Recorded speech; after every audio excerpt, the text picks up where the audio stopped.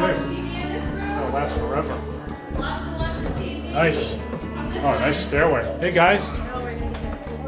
How are you? Hey, what's going on, guys? Give me 5. All right. Yeah, buddy. Nice. Nice. All right.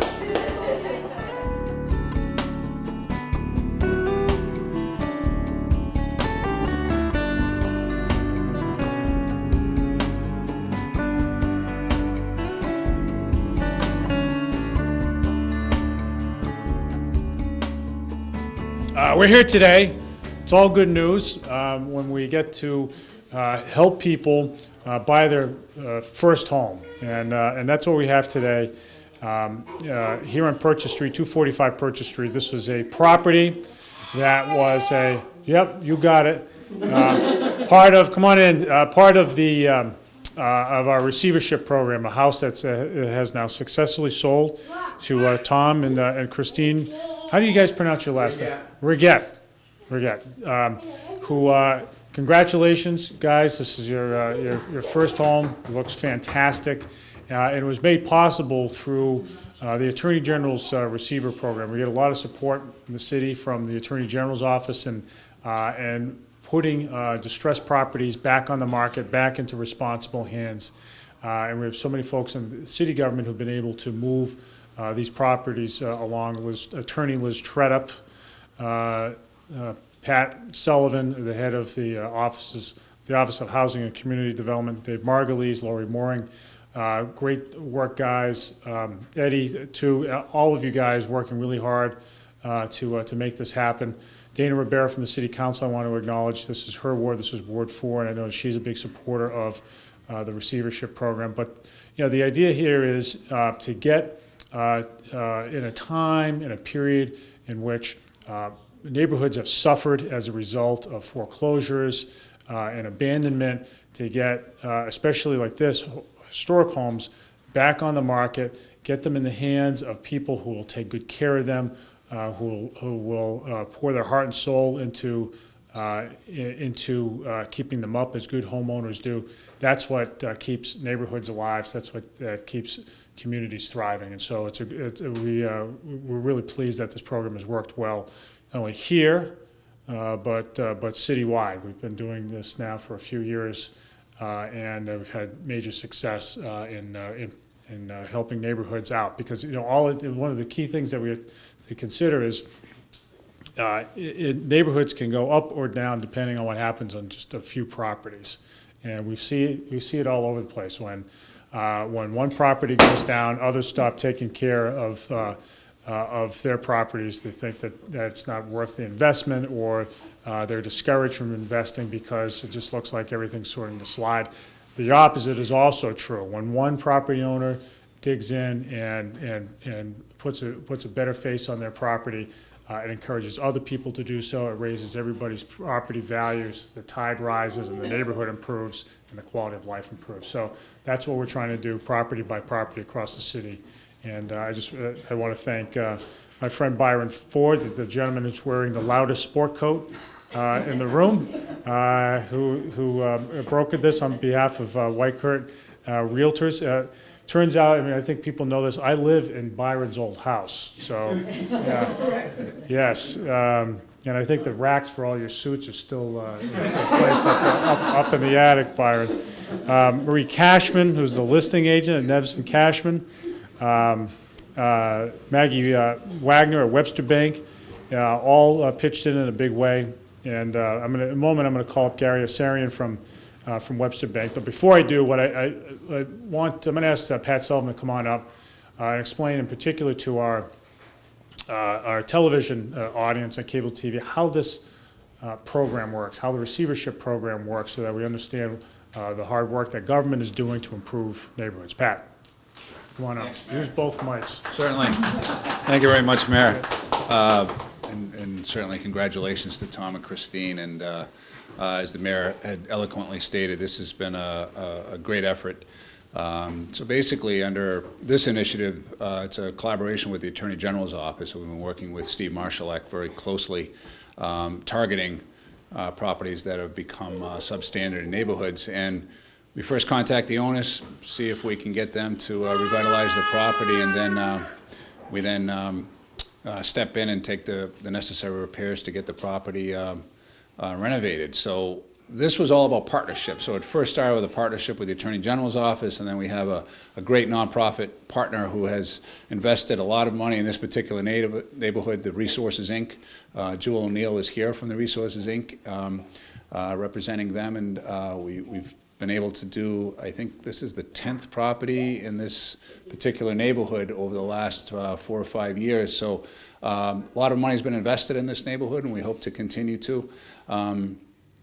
Webster Bank has been a tremendous part of our New Bedford Fall River Housing Partnership, and have really been a great local bank, a great partner in this initiative. So this property has been completely renovated. It's from top to bottom. Everything's been refurbished. We have beautiful hardwood floors that were original, and beautiful staircases. So we were able to capture a lot of the nice features of the property and retaining it. So we think this will be a great opportunity for this beautiful young couple with 2 beautiful young children, and we welcome into the neighborhood, and we hope to continue to do a lot more work here. So congratulations, Mayor. Thank you for all of your efforts and support in this. And I think at this point we could have Gary come up and say a few words from Webster Bank. Gary, is there?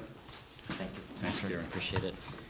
My name is Gary Mukhtarin. I'm with Webster Bank, and I really want to thank Mayor Mitchell for his unwavering support of the Neighborhood First initiative and various other home housing initiatives here in the city. Thank you, Mayor, and Patrick and team, Lori Mooring and David Magalhaes, unbelievable effort and their diligence in helping our homeowners achieve their dream. Webster Bank was founded, just very quickly, in 1935 by Harold Webster Smith in Waterbury, Connecticut. 1935 was middle of the Great Depression. With about $25,000 in borrowed money, he established a bank to help his neighbors achieve the dream of home ownership. And his legacy continues today in the HOPE program that we have. And it's the home ownership possibilities for everyone. And it does. So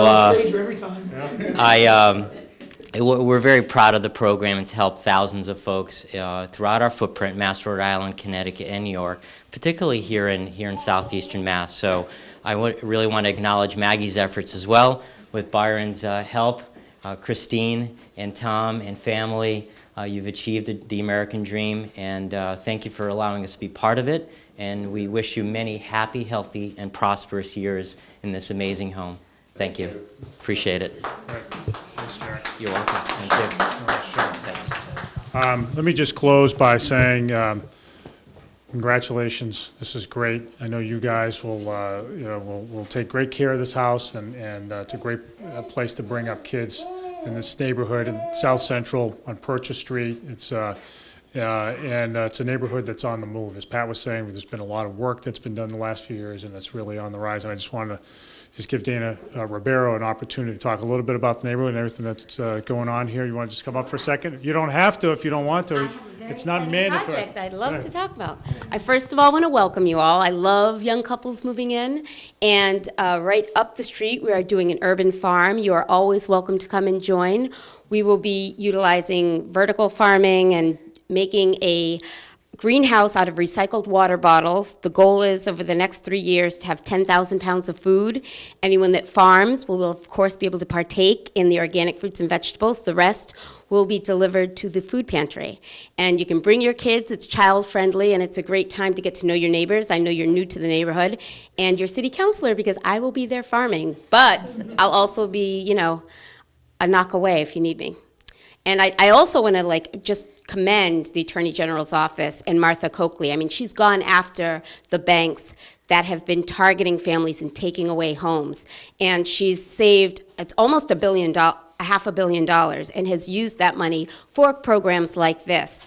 And since becoming a city official, I've met many people who are very suspect of politicians and what's going on with government, and this is a great opportunity of good governing, strong leadership, and I'm just very proud, even though I had no nickel in this quarter, but I'm very proud to be here today. Right, thanks, Dan. Thanks, everybody. Yep, and so let me just say in closing that it took a big effort on many team members, and I just want to make sure that we got everybody down. Jill O'Neill too. We have not heard from Jill. You want to come up and just say a few? No, you sure?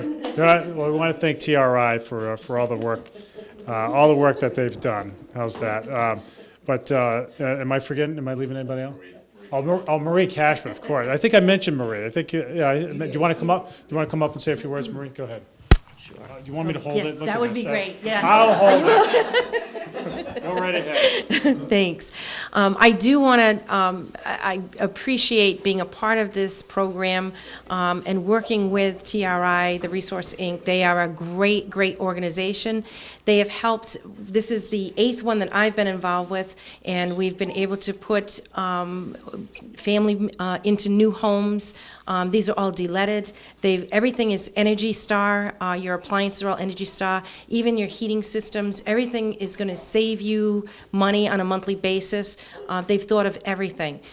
Great organization to work with, as well as the city, David and Patrick and Laurie. It's a great honor to work with them, and I hope we can do more houses like this and get more first-time home buyers into the marketplace. Thanks. Right. Thanks, Marie. Thanks, everybody. Congratulations. So, where's the little guy? Where's the TV going to go? Where's the TV? Where do you want the TV?